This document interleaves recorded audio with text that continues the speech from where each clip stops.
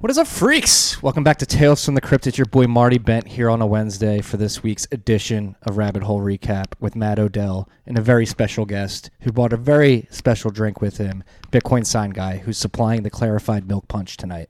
Welcome to the pod. Ahoy. How's everyone doing? It's good to be here, guys. This is a weird drink you brought us. Yeah. You want to explain this drink? Explain what you brought us, this concoction. So this is a clarified milk punch. It's made with port and black tea, and then Closer to your mouth. rum. But the real trick of it is you put all of these ingredients on top of milk, and then you add lemon juice, and the lemon juice curdles the milk, and it makes it coagulate into curds that then you can strain off. And so you're left with the whey taste of milk, but it's a clear ruby colored drink.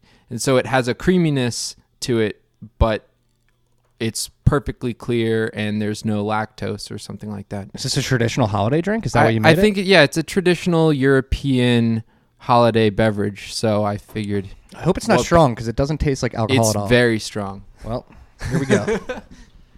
It doesn't look like milk at all. There's no milk looking. Looks like fruit punch. That's the curds. They're all strained out through a cheesecloth. It's pretty cool. We learn new things every day. Learn new things, try new experience. Just if you're a future guest on the Rabbit Hole Recap and you come to join us, this is what you're up against. It'd be nice if you also brought us a custom beverage. It's the type of cultured aesthetic we're going for here. There you go. It's beautiful. So I'm also drinking scotch next to it though, because I'm not fully sold on it. Yeah, not sure how the combo is going to work out towards the end of the episode, but we'll see. We'll see where it takes us. But let's get back onto the subject at hand. It's I think the 15th or 16th edition of Rabbit Hole Recap. We'd be killing it. The three of us attended the Soho Forum earlier this week. Was a debate between doctors Larry White and Kenneth Rogoff.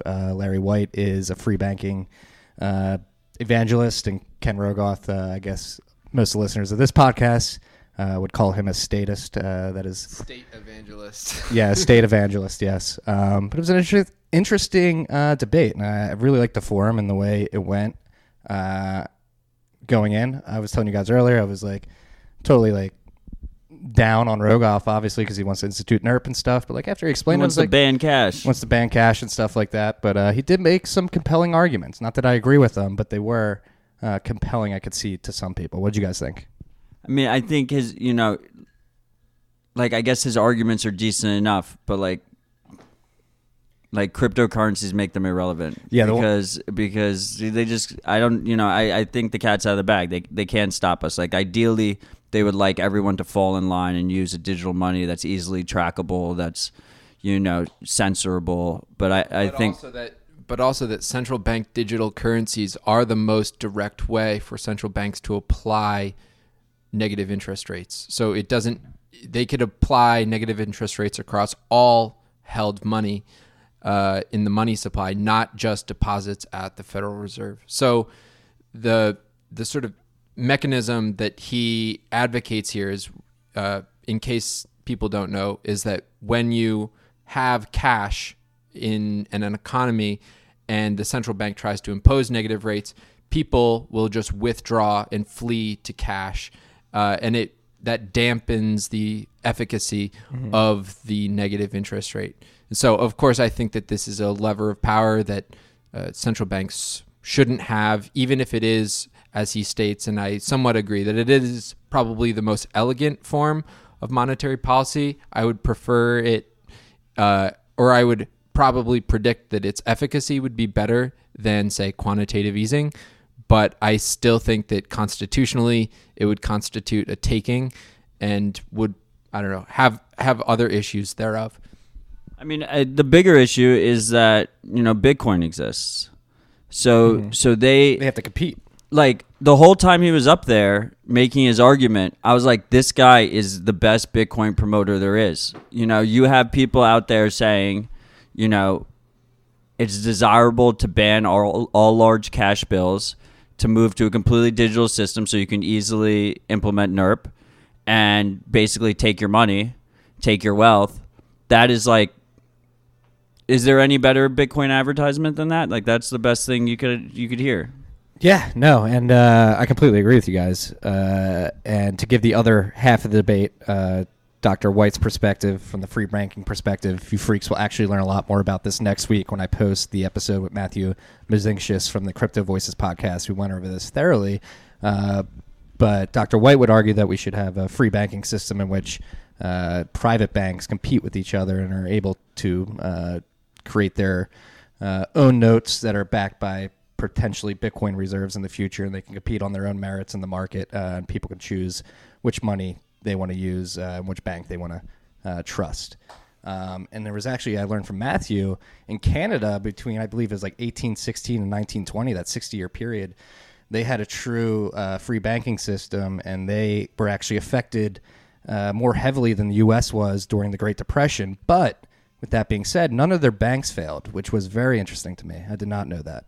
Right. So I would highly recommend that any listeners who are more interested in learning about these, I guess, select periods in history of extreme banking stability, read several of the books by George Selgin, the scholar at the Cato Institute. He's, I guess, the leading expert on all of those. So go there if you want to learn more. Yeah. No, and that's another thing I think that Bitcoin does brilliantly is has people thinking about these differing theories and these differing schools of thoughts, whereas maybe a decade ago this type of conversation wasn't happening. So very encouraging Monday night. There was a lot of young faces in the crowd. A good Bitcoin crew there. Yeah, very good Bitcoin crew too. Very solid Bitcoin crew. Bitcoiners showed up in mass. There was developers. Pierre was there. They called out Bitcoin sign guy. They're like, we got a celebrity. Bitcoin sign guy asked the question. They recognized him. Yeah, they recognized him right away. They're like, that's the guy. That's the guy. That was fucking cool. The other thing to note is that Larry White is That's important note. He said everything right, and I went in there. Actually, one of the main reasons I was going was to see you guys, but the second main reason I was going was to heckle Larry White. And literally, I agreed with every single thing that came out of his mouth. But like, you have to be skeptical of him because he's an advisor for Initiative Q, which they have his name on the website, all over the website. He didn't mention it once, but he did shill Beam, which is the Grin implementation, the Mimblewimble implementation. That is like more. It's a Grin competitor, but it's more corporate, right? And of course, they have Larry White as an advisor to it. So be wary a little bit. Maddie from Crypto Voices actually had him on the podcast a few months ago, so was able to like walk up to him and approach him, and he called him out on it. And Dr. White's excuse was, "Hey, let 100 flowers bloom." So I guess that's his perspective. Well, that's the strongest altcoin founder advisor defense. Yeah, is let the free market play out. I mean, that's why I'm not specifically against altcoins from an overarching perspective. I just think the individual advisors are taking advantage of dumb people. Mm-hmm. But I think from an overall market perspective, let them all fucking go for it. Yeah, it's meritocracy at the end of the day. And I would argue that we believe Bitcoin will win out in the long run. We'll see, though. Back to the news items of the week. Vercoin, big 51% attack this week. There's a fourth one. Super deep. Matt, this is your bread and butter. I'll let you take this one. Well, I'm glad that like people are starting to fucking wake up to it. I haven't shut up about this for over a year now. I mean, the market completely just completely disregarded any kind of change security or censorship resistance, which is the main value prop of all of these fucking things.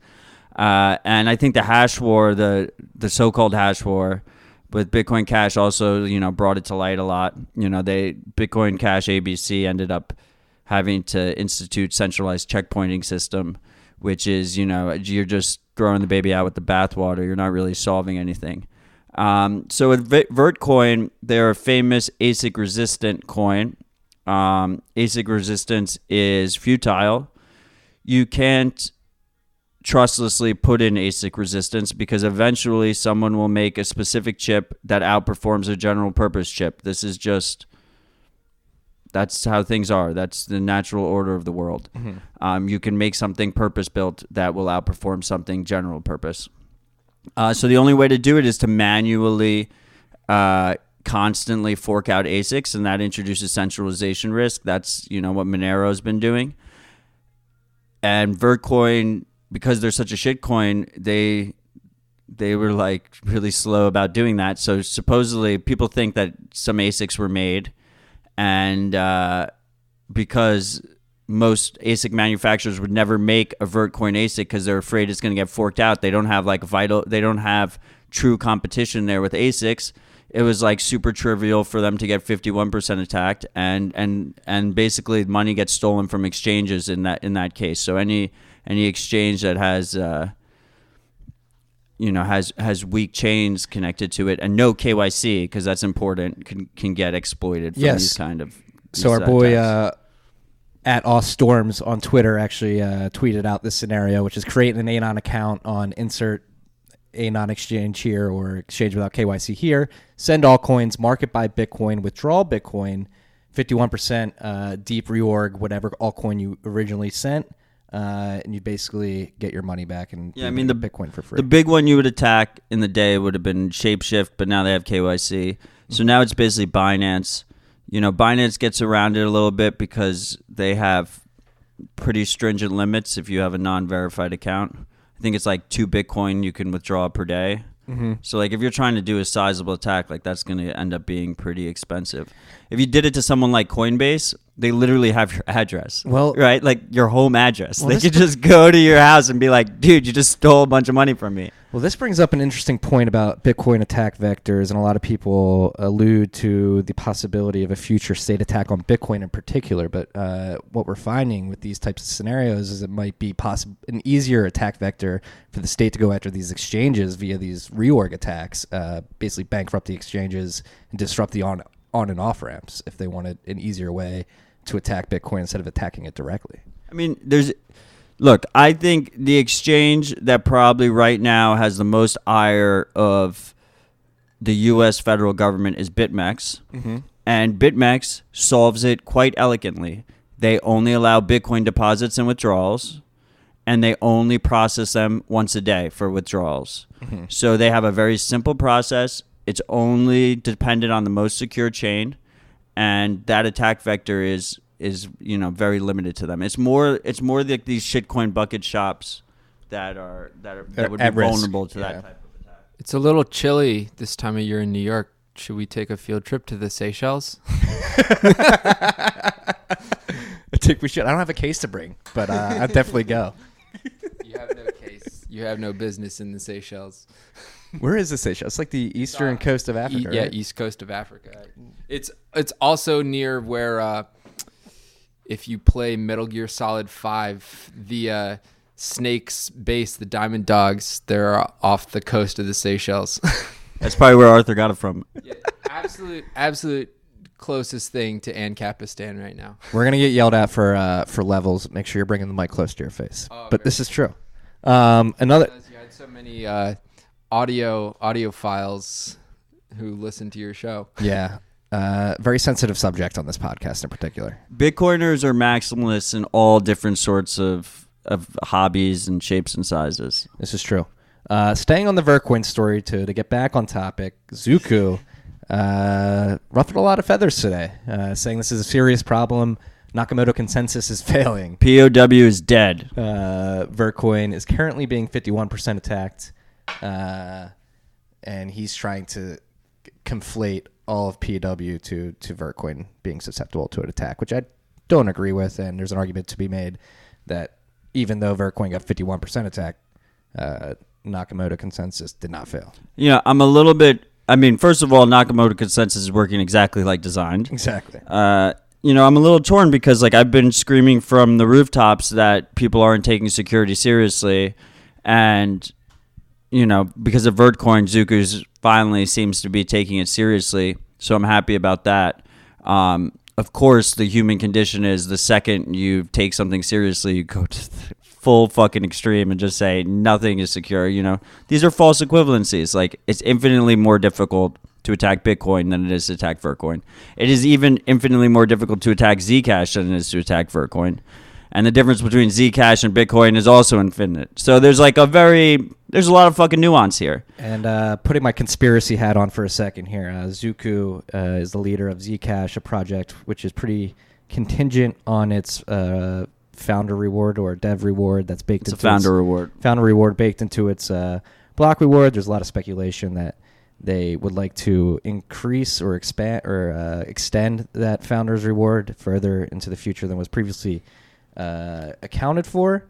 And if they're not able to do that, basically another way to create the revenue that is produced by the founder's reward would be to transition to proof of stake and become a main staker in the network. And then they can maintain the... And besides that, this whole time, Zuku has been part of this war against ASICs, where they don't explicitly say that they're going to fork out ASICs, but they have all these conversations with, we want it to be GPU friendly. Maybe proof of stake. Maybe we'll change the reward. Maybe we'll do... And all these things discourage security spend on your network. They discourage people from making more ASICs. There's a critical point there in the beginning where you need multiple manufacturers to come in and produce ASICs. Otherwise, you end up in a super centralized situation.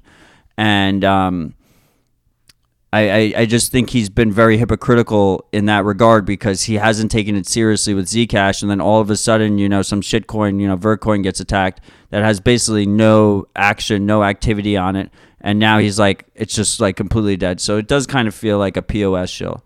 And then the other thing is, the weakness for Zcash isn't Nakamoto consensus. The biggest, if you're talking about state resistance, the biggest weakness for Zcash is that Zuku and the whole Zcash company can be thrown in jail if they don't fucking comply. And all the investors, Barry Silbert and all the rich investors, they can just get fucking thrown in jail. They're the weakness. I think Zcash is questionably secure to begin with just, POW. But I think it is completely way more weak that is in terms of by social. Their organizational structure, right? Like makes it is way weaker than the POW because at least they have ASICs. Yeah, BSG. The fact that they have ASICs is big. Any thoughts on the subject? Well, things that are valuable usually require sweat equity to be invested. I think that if you have an aversion to proof of work, you might be the type of person who thinks that in the Soviet Union, your job would be anime appraiser.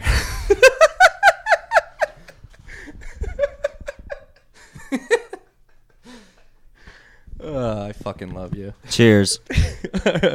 And that was talking Vercoin. So, hey, just be aware. These weak chains can be attacked. They are being attacked, and I only expect these attacks to continue and increase in the future. But you mentioned Barry Silbert. I saw today, I think that Grayscale now has 210,000 This wasn't on the Bitcoin list. Thank you for bringing in their coffers. I mean, that's 10% of the 1%. Excuse me. Yeah, thank you for clarifying. I'm running away with the math here, but that's a lot of Bitcoin. That's 1% of the future maximum supply, and I guess that would give them an incentive to change Bitcoin to proof of stake, but I guess that's not on the table yet. There is a big discussion to have around the ethics of how much coin these funds hold. Well, I mean, first of all, like Bitcoin's not moving to proof of stake. I know. Wait. I guess I'm not suggesting that we debate that. My Right. question is more is the fact that they hold that much Bitcoin a vulnerability? Where is if there is a vulnerability in that, let's Freaks, I'm sorry for the levels. I know you're going to complain. Like, I'm looking at We have two mics and we're passing the mic in between me and BSG, so I apologize. Yeah. No, but that I am Bitcoin saying I'm happy you brought that subject up. It is an important one. 1% of the whole Bitcoin supply is now owned by Grayscale Investments. Well, I think the better argument is that these types of funds are going to exist no matter what. It makes sense from an efficiency point of view. You have one person custodying it and everyone gets to trade it on their TD Ameritrade account or whatever the fuck they want to trade on. So it's going to happen no matter what. Also, custodial exchanges, no matter what, going to hold a shit ton of Bitcoin, like Coinbase and stuff. So the real question is, if you're a proof of stake proponent, are you comfortable with these funds, being major elements of the security of your chain? Are you comfortable with these funds having like actual direct influence? Because I personally don't think they have much influence over the direction of Bitcoin, because it's proof of work and not proof of stake. I think SegWit2x proved that, there was plenty of opportunities for us to do some kind of stakeholder vote type of situation that Ethereum did when they pushed through the DAO fork with only 5% of the vote. But we didn't. Everyone was against that, even the major Bitcoin stakeholders. And I think that it was a big turning point where it doesn't matter how much Bitcoin you own. That's not, where you get the say in the network. Yeah, very good point. So be aware of that as well, freaks.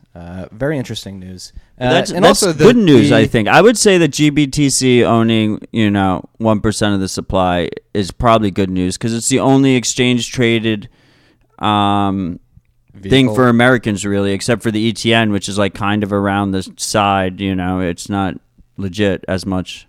Yeah. For Americans. Yeah. Like, I don't think it's available on as many platforms. A lot of Bitcoin by held by New Yorkers. Winklevi, they have 1% too.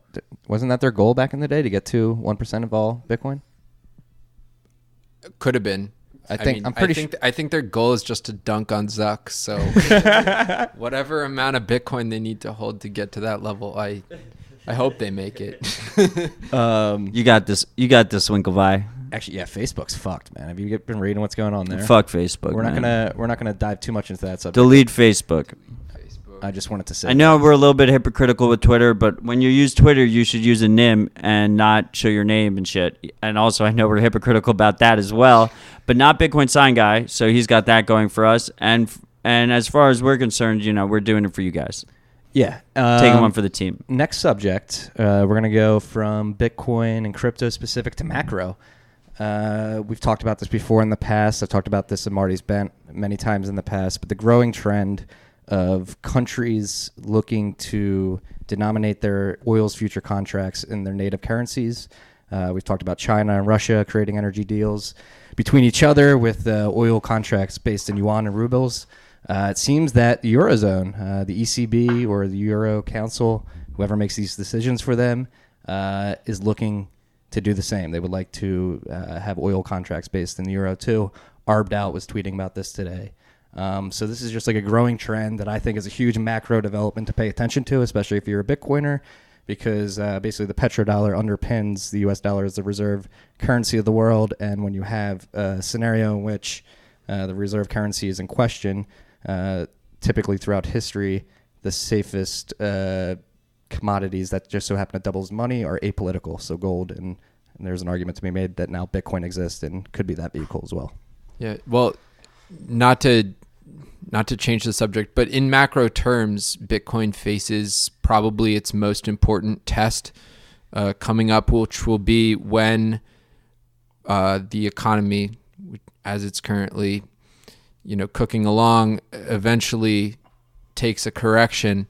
Will Bitcoin will it trade counter to, I guess, whatever impending market correction we have? So we're sort of laying the groundwork for Bitcoin to be able to pump in spite of this, but everyone will need to buy Bitcoin when stock market starts tanking. Jill Carlson had a good thread about crypto in general being a canary in the coal mine for a impending macro crisis, but form your own opinions on this. Yes, and I actually think Pierre had a very, very good take on this. He tweeted out yesterday or 2 days ago, I believe, my contrarian view. Bitcoin is not a risk-on, reach-for-yield asset, nor is it a risk-off, safe-haven asset. Those are just two of many narratives. Bitcoin sits outside of that dichotomy as a growth currency with an exchange rate driven by endogenous properties and adoption drivers, which I thought was a very good explanation.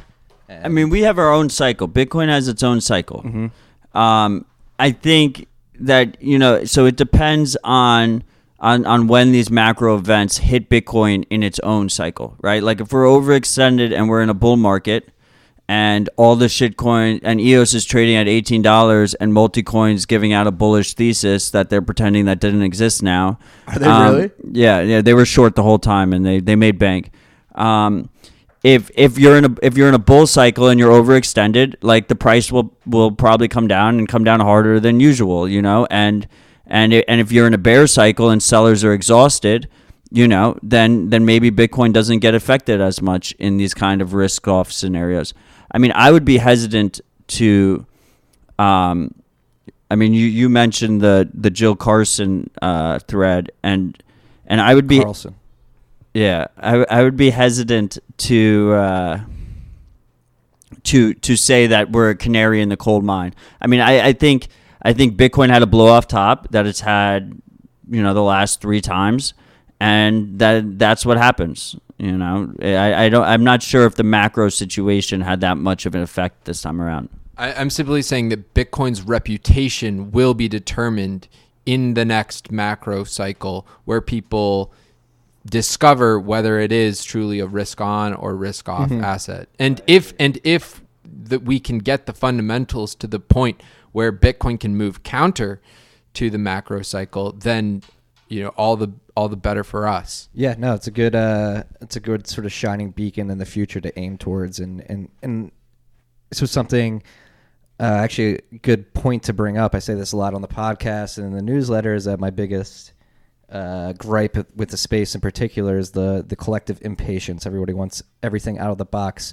There is a caveat to that. Like you have to balance the impatience with the need for a certain sense of urgency to build out these tools and make them so that they have strong defenses against outside attackers. Yeah, we have to be in a rush, but also patient. Yes.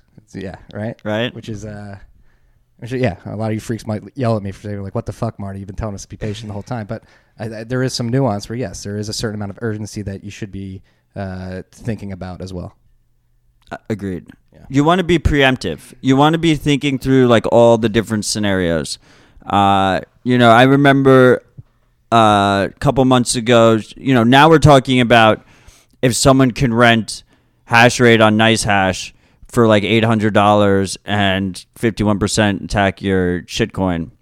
Like, it's this big revelation that didn't exist. Like 6 months ago, when we attacked Syria, when the U.S. government attacked Syria and we launched 130 cruise missiles at them or whatever it was, I was like, can your chain handle 130 cruise missiles? Like, these are things that we should be thinking about. Like, we should be building for the future where you need to be resistant to that, that level of kind of attack. Mm-hmm. So, fun fact, those cruise missiles were actually Tomahawk missiles. And less than a week ago, I went with my grandfather, who was in the Air Force, to the commissioning of a new Arleigh Burke class destroyer in Boston Shipyard.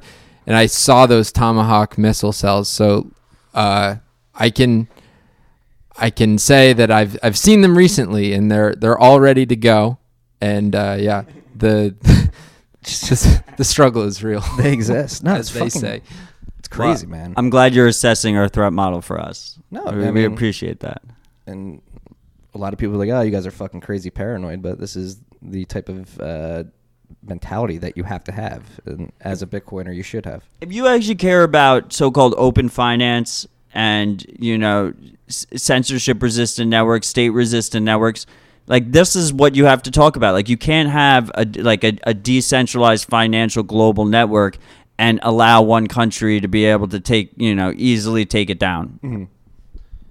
Yeah, I guess it comes down to how far are you willing to go to keep the Bitcoin network operational. So it may be a counterfactual, but for example, if the government is going to start kicking in doors where IP addresses are located that have Bitcoin nodes running, what do you do in that situation? Get a safe house, start stockpiling.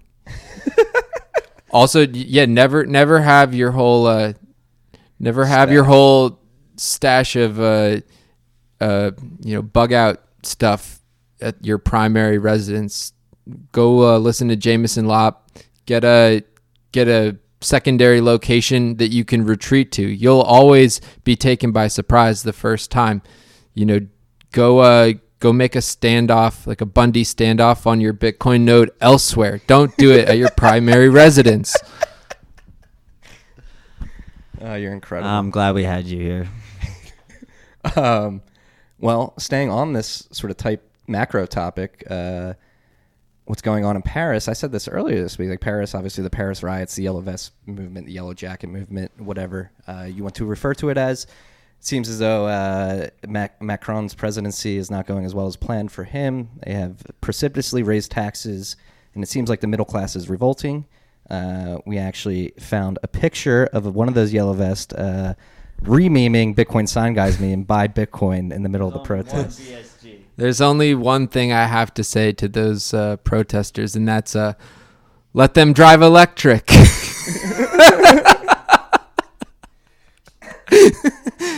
I don't know.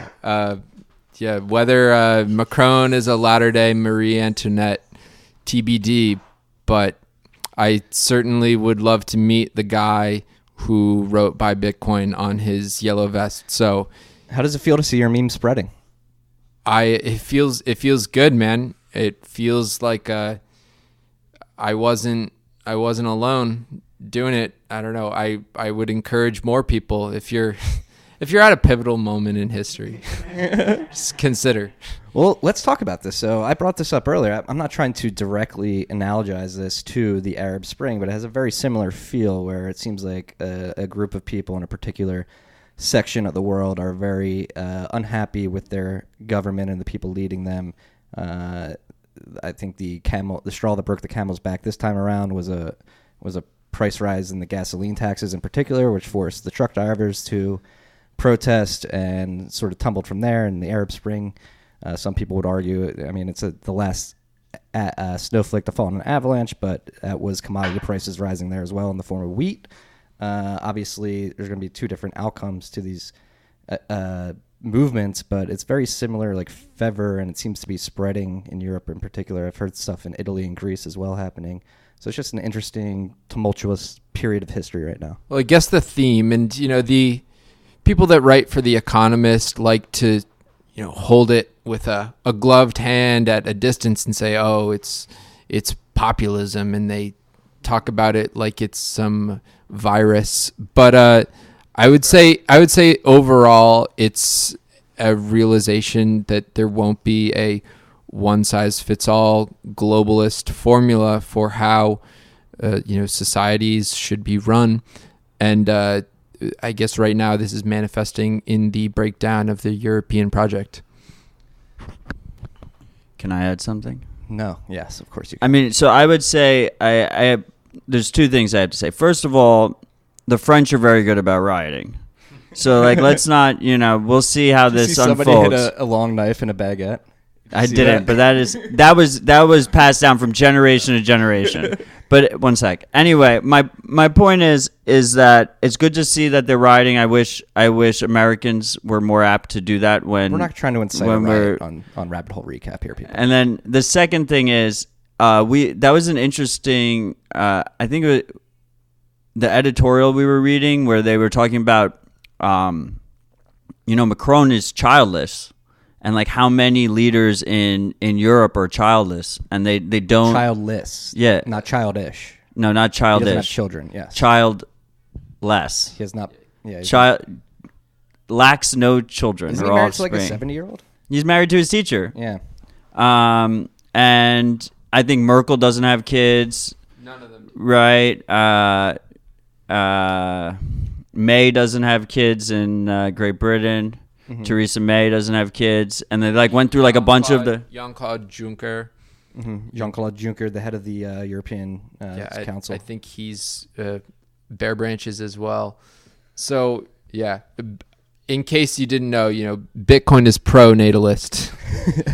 No, I just think you should have skin in the game. I feel like the incentives are misaligned there if you don't have future generations that you care about directly in your bloodline. Very interesting point. A very it's a social aspect.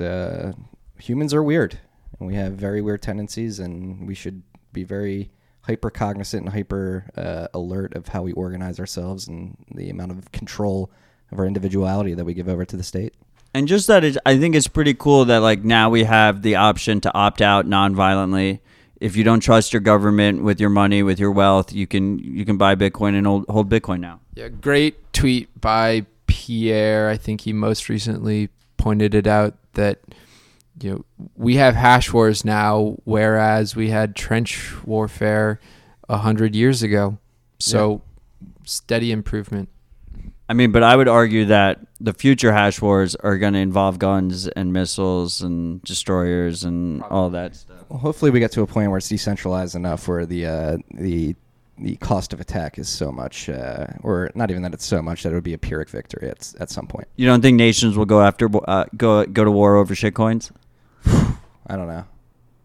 God. Hopefully, I mean, these are incompetent nations. Like, I think we're going to beat them in the playing field of meritocracy. I don't think they're going to be able to create a competitor that's even worth fighting over.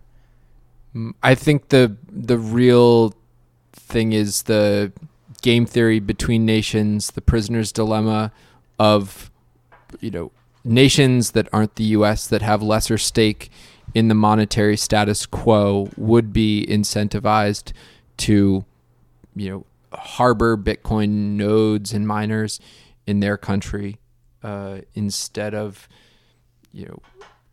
they would be willing to sacrifice having their own sovereign currency to at least be on the leading edge of the Bitcoin wave and you benefit from that. So I see Russia and China probably as being the two countries that, they're sort of aggressively authoritarian in this moment, but if they could be the first two to prop up Bitcoin and benefit thereof, I think that they would take that trade-off.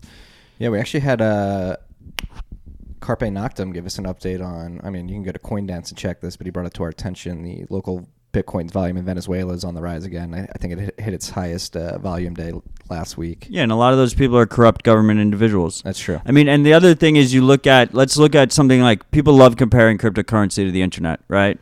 So people said that the internet was going to be the downfall of these authoritarian regimes, specifically China, but then also later Russia, when we realized that, the wall falling wasn't as big of a deal as people thought it was, and they were receding back into authoritarianism. They not only did the internet not destroy their societies because people said it was going to open up information and everything, they leveraged it to make themselves more powerful. Like China is a fucking expert at it. Russia is pretty good. It's not as good as China, but they're pretty fucking good at leveraging it and using it to control their populace, to control other populaces. And it's in their self-interest to do that with Bitcoin as well. Yeah. No, that's beware. That's it's something that it exists, and it's a heavy realization to come to and have that conversation with yourself. Is it worth it? I think in the long run it is. But we should also be, again, cognizant of the social and technical attack vectors and take that deeply into consideration. When it comes to nation states, they have to either adapt or die. This is true. Away from the macro, back to the technical.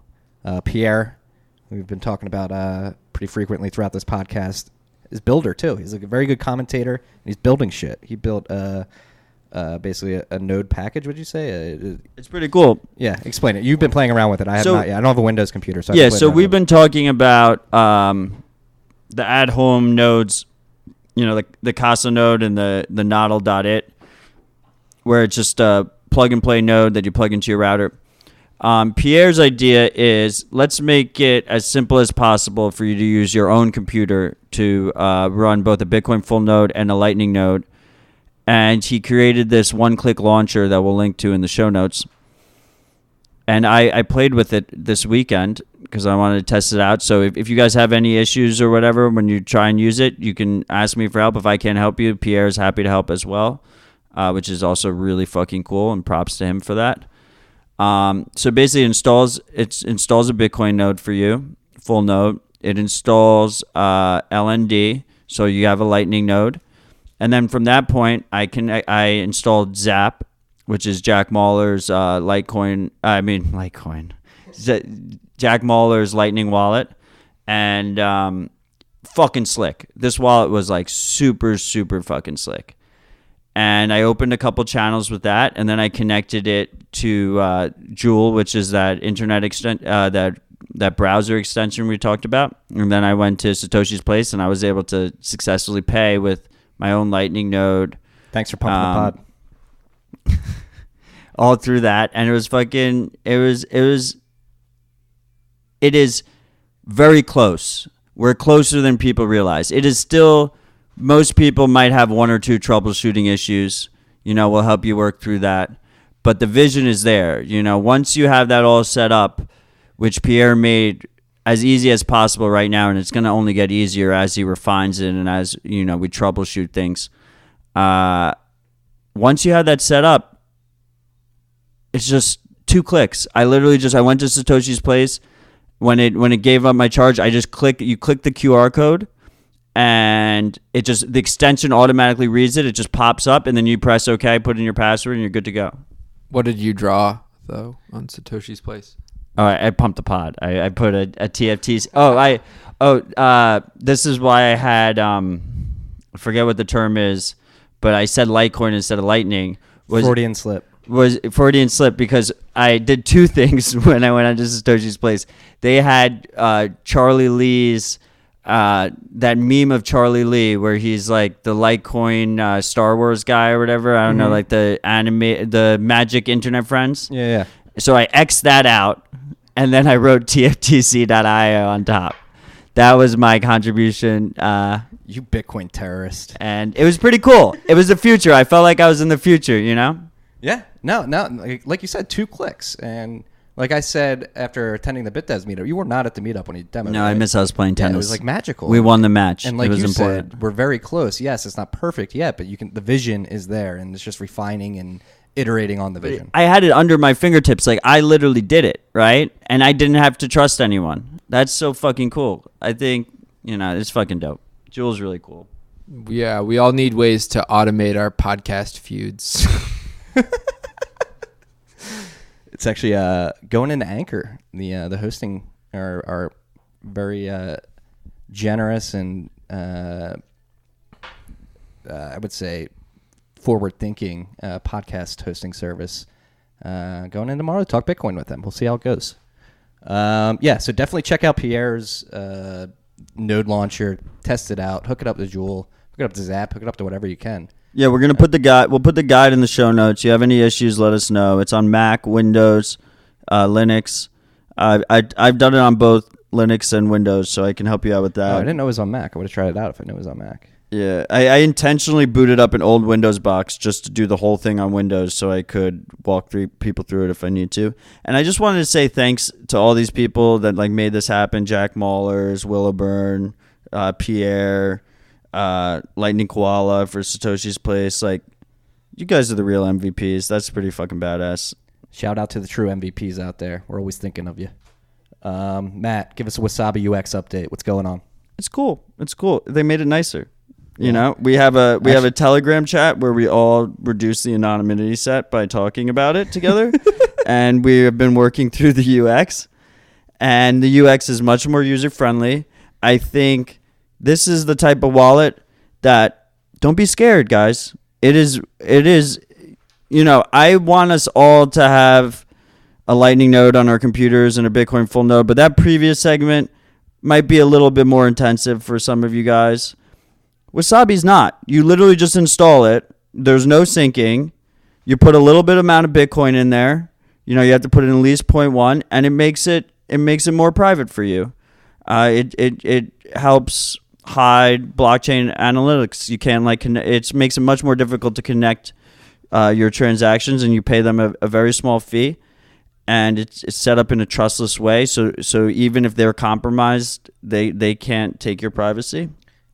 Yeah, and I think it's important. So whenever you take money from an exchange, it's connected to your name and address and stuff. You use Cash App, you use. Don't use Coinbase, but you use Coinbase, and you pull your Bitcoin out. That Bitcoin is that Bitcoin transaction is forever connected to your name and your ID and all this other stuff. And any other transactions you make along the way will always be tracked based on that initial. You'll have plausible deniability, but they'll have a pretty good idea. And so Wasabi breaks that connection. So you transfer to Wasabi, and then someone mentioned this on Twitter. Right now, you can't directly withdraw from Coinbase or Cash App directly to Wasabi because Wasabi uses the new address standard, which is BEC32. So you have to withdraw to either Trezor, Electrum, or Samurai, and then you send it to Wasabi, and then Wasabi will end that connection. And then from Wasabi, you can send it to cold storage or your hardware wallet or wherever. Yeah, and I can say with a certain amount of certainty that I believe Cash App has BEC32 on the roadmap. Rumor is it's coming, guys. Yeah. So just be on the lookout for that. Death Spiral. Big topic of discussion for the last week. I'm fucking sick of it. Let's just hit it quickly. You describe what people are assuming may happen in a Death Spiral scenario and why the difficulty adjustment in Bitcoin's incentives may prevent this. The Death Spiral is a fear that people have been proclaiming about for over a half decade now. And the idea is that the price falls so quickly that miners stop mining because it's not profitable. And then we have either no blocks being mined, or we have very few and far between blocks being mined. The difficulty adjustment is literally there, so that doesn't happen. Every 2016 blocks, it self-adjusts either down or up based on how much hash power there is to make it, if hash power is going down, if hash rate is going down, price is going down, then the difficulty makes it more profitable for the existing miners that still exist there, and then they find an equilibrium. Yes, and the notion that every miner is going to turn their miner off at a certain price point is naive, I would say, to a certain extent. The worst notion is people that try and pretend that there is a price point, because there isn't. Every miner has different fucking costs and different situation that they're in. Exactly. So, like, imagine being a miner, just expended a bunch of capital, and you just so happen to turn them on, like, the last 2 weeks. Like, you're not going to turn your miners off and lose that. Right. Or there's people that are mining because it's the most censorship-resistant way to get Bitcoin. It's way easier to get Bitcoin from mining, and you can even get it anonymously, where you can't do that if you have to buy from an exchange. Yeah, there's two critical points. One being the cash break even, whether you're literally making money on every Bitcoin that you mine, and then second, whether all inclusive your ROI is positive or negative. So you could have a negative ROI but have positive cash, and it would still be in your best interest to mine because you would want to recoup your ROI, your initial investment. Yeah. And also, that critical number, you could just take a value approach to that and say, okay, well, I think fair value for a Bitcoin is over $1 million.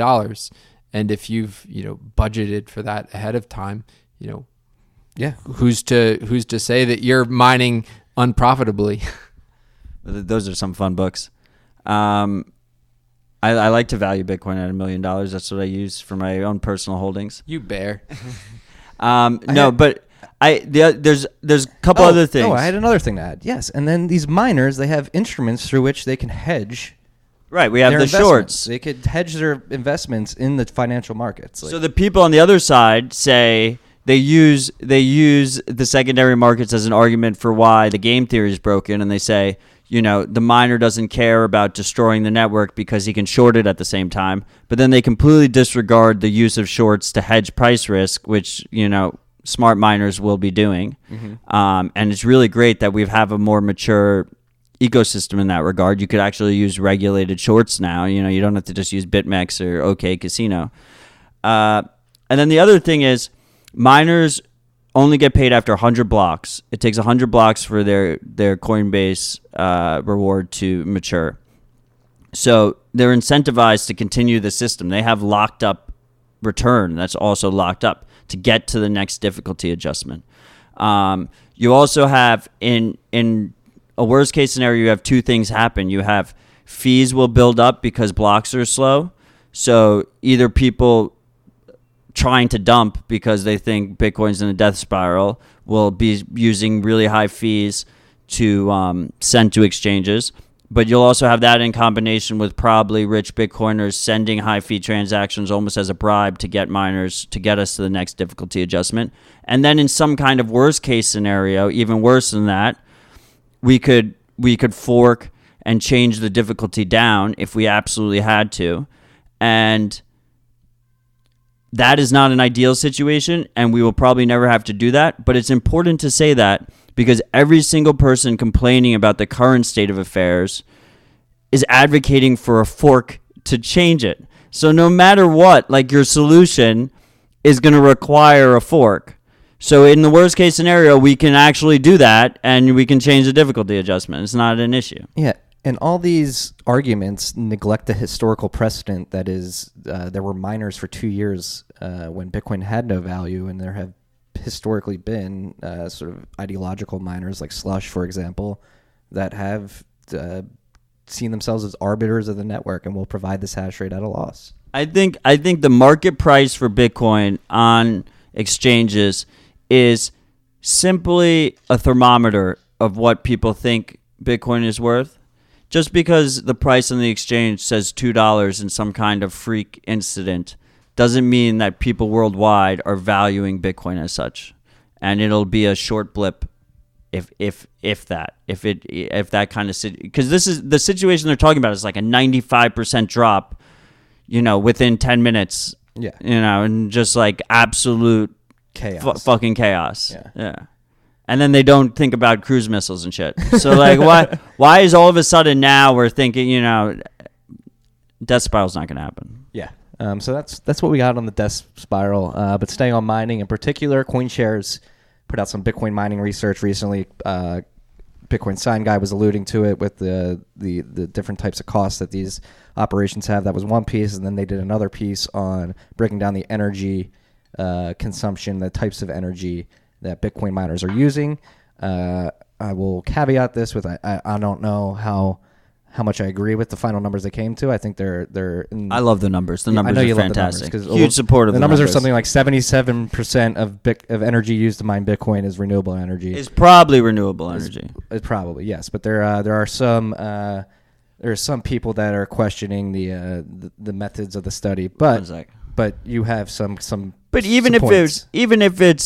Even if they're off by 50%, like 25% is still fucking badass. Yeah, exactly.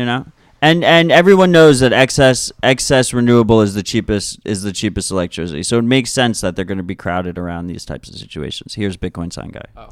Yeah, I was going to just agree with that. That even if the number is wrong, it's still likely directionally correct.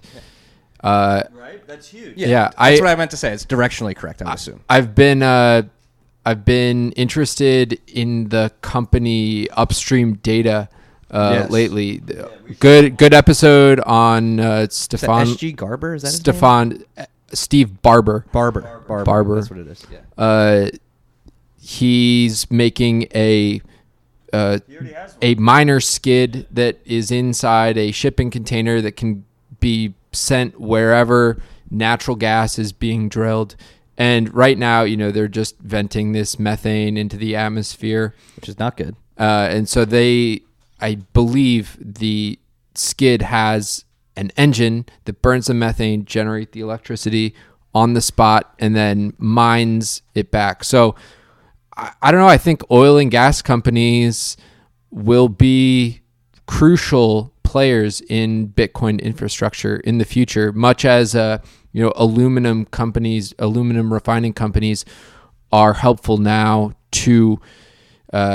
For those of you that don't know, aluminum refining is a highly energy intensive process. So aluminum refineries go where there's cheap excess energy, and it allows countries that are, not able to export their energy, they can export refined aluminum. Mm-hmm. I think this is the case in Iceland, but I may be off on the specifics there. No, it's a very very good point to make, and it's going to drive innovations in energy efficiency, energy consumption efficiency, and then renewable energy as well. One of the arguments against CoinShares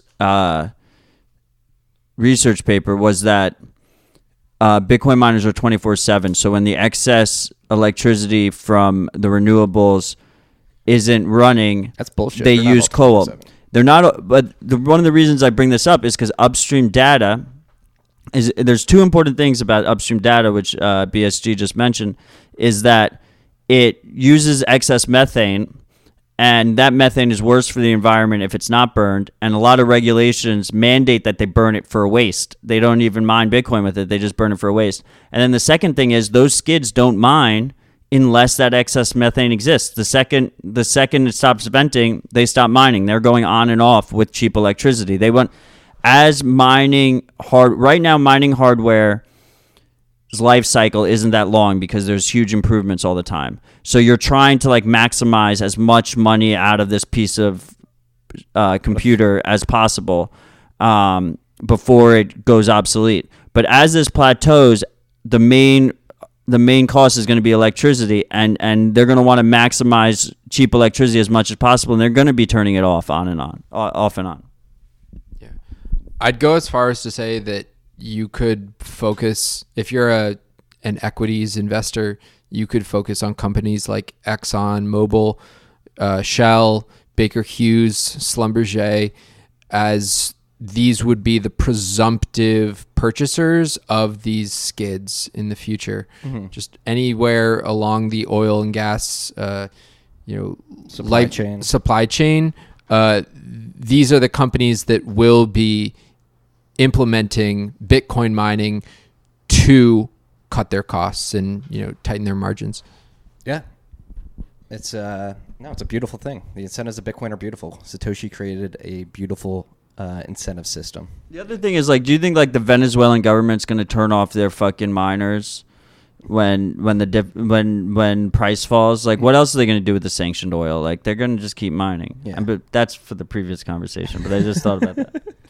Also, beyond spare capacity in renewables and excess byproducts of shale gas drilling, etc., also keep in mind that we have what's known as the duck curve for urban energy production. So when people are home at night and they're running their heat or they're running their AC, they're using all their home appliances, the energy demand load, it spikes during the hours. During peak hours when people are home. And just regular urban power plants are left with the dilemma of, we sort of need to phase out our generation during the day when not as much energy is being consumed. With Bitcoin, they could keep their machines running at full tilt and just turn them toward their Bitcoin mine and not the energy grid. This is a discussion and topic I jumped into thoroughly with Joe Looney, who was the original creator of Rare Pepe, is one of the original creators, and he actually worked at an energy facility and described this exact scenario. And I bet there's a bunch of people in that industry thinking about doing something like this. Yeah, the duck curve. Look it up. It looks like a duck. I love the name. Ramp. What is Ramp? Ramp is fucking badass. What is it? The Russian anonymous marketplace. Okay. Our buddy Brendan Bernstein showed this to us. Yeah. So it's like the evolution of Silk Road. They've been trying to shut it down for a while. It's Russian specific, hence the name. The biggest vulnerability of a dark marketplace is shipping it. You have to get the drugs shipped somewhere, the merchandise shipped somewhere, and that's usually connected to a name, address, camera, something, video, CCTV will catch you. And that's an issue. That's, on the payment side, you can pay with Bitcoin and you don't have to worry about much. But on the receiving side, you have an attack vector. So with Ramp, which is really fucking cool, is they hide like small parcels of drugs all around Russian cities. And when you make the purchase, they send you coordinates. So you can make a purchase on this marketplace and get your drugs within 30 minutes, 40 minutes, like right away. And then they like send out runners like every day to like put it in new places and whatnot. And then they have an arbitrator. If there's some kind of dispute, the arbitrator with their whole review system and reputation system and everything. And I just think like that's, like the cypherpunk future. Like it exists now. Well, life finds a way. Yeah, easy does it, Arjun Balaji. We're looking at you. We know you're a little G-caching son of a gun. No, but I don't want to be cheesy, but life does find a way. Like in these authoritarian governments, people are finding a way to make markets happen. Well, we're gonna have autonomous drones soon, but this is pretty fucking cool in the meantime. Yeah, it's pretty dope too. So the Russian Be aware anonymous. What is it? The Russian anonymous marketplace, okay. AKA Ramp. Yeah, we'll link to that as well. Last topic. We're not linking to the marketplace. We'll link to the article about it. Yes, we'll link to the article. Actually, just while I have this platform, I have a question. If some of the audience members know anything about this, can we please have drone to drone delivery such that we can make onion routing for delivery of physical objects? I think that, I don't know, we need some protocol where there's some chip embedded in a package basically one drone can drop it off at a given coordinate and another drone can go pick it up. I think that closes the loop in many ways for us. We are well known for future business ideas, and I think this may be the best one we've created on this podcast. There you go. $1 billion idea, folks. So any of you AI drone operators out there, here's the $1 million cypherpunk future idea. You think it beats rentable toilets? Yeah, totally beats Poober. Airbnb, obviously.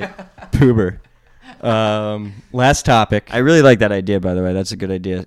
Last topic. Let's get that built. Perennial scammer Dan Larimer seems like he may be moving on to a fourth scam. He's had, some people will say no, it's like eighth. 6 or 7. Yeah, some people will say 8, excuse me. His 3 most famous to date are BitShares, Steemit, and EOS. And via the EOS communication channels, I believe it leaked that he announced that he's already working on a Bitcoin-like project. Yeah, that $1 billion shitcoin, that's just a side hustle. $5 billion.